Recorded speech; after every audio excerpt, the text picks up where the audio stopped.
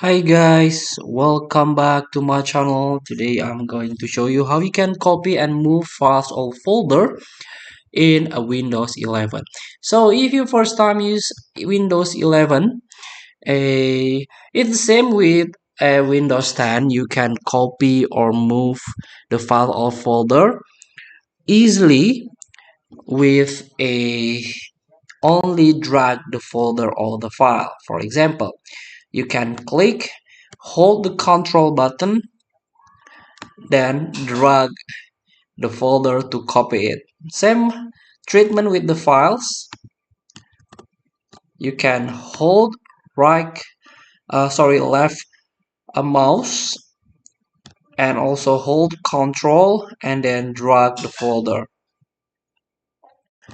And also, if you want to a copy, there is a way without right click. Especially in Windows 11, you can move or cut with this sizer icon. So you can right click the file or the folder. This one for the cut or Control X, and this one for copy it. Control C. So this is how you can move or copy the files or folder in Windows 11. Feel free to try. Thank you for watching. Don't forget to comment, like, and subscribe. Also click the text button below. See you in the next video.